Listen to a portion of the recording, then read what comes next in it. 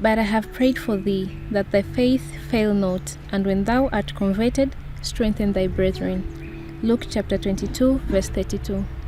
My name is Miselo from Eden Valley. I've been here pursuing my medical missionary course for 10 months now, and here's my testimony.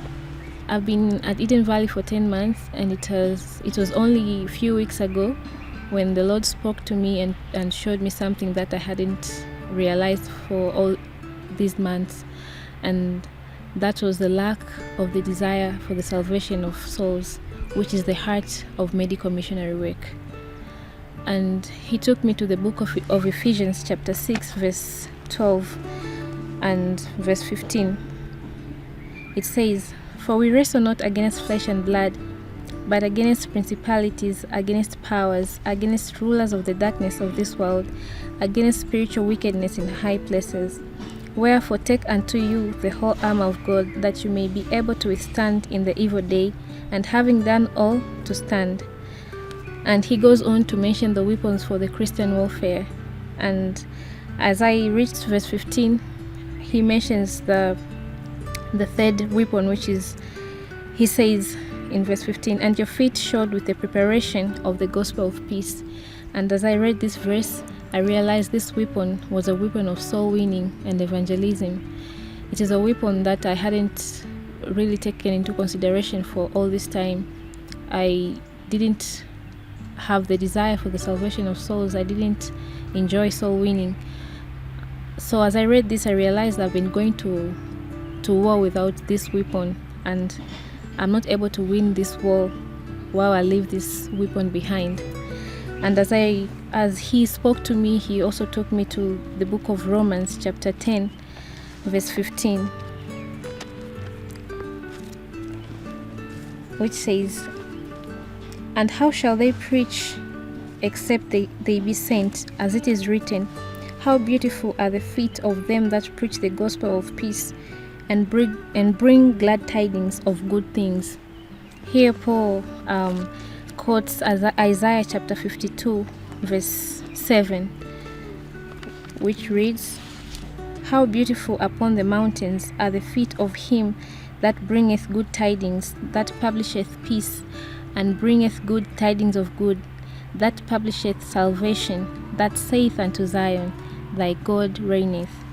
As I read these verses, I just realized how the work of soul winning and evangelism are so precious in God's eyes, and these are the things that I haven't been valuing for 10 months that I've been here.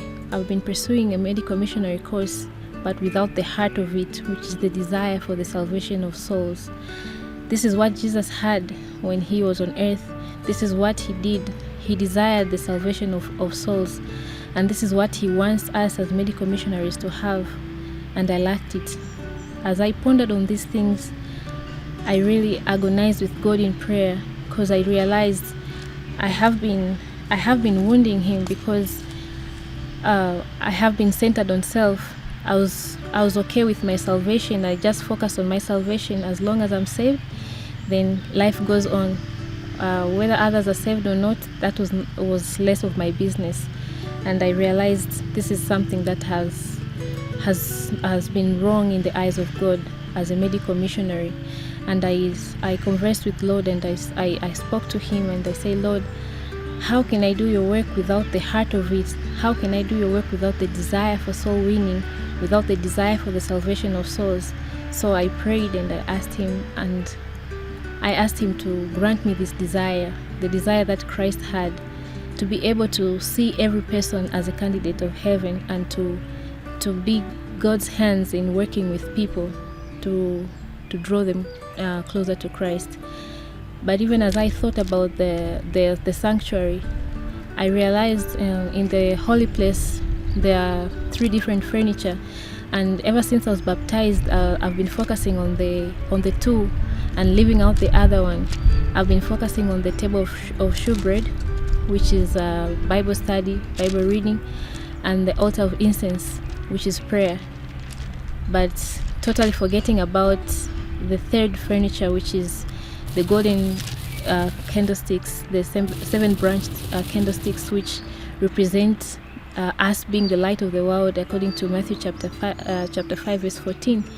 So I realized that this has been left out ever since I was baptized, and I asked the Lord to make a change in my life. I asked the Lord to make a change in in the work that He's sending me to do it. I asked Him to give me this desire, and even in the spirit of prophecy, I review and heard of August 23rd, 1892, and to be like Jesus, September 26th. It says that the world needs missionaries, consecrated home missionaries, and no Christian will be registered in the books of heaven who has not the missionary spirit.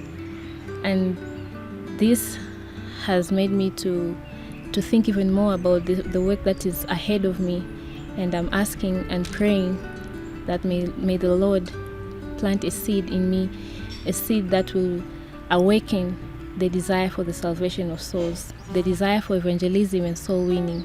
And I hope and pray that this is the desire of everybody else that is listening to this, that is watching this.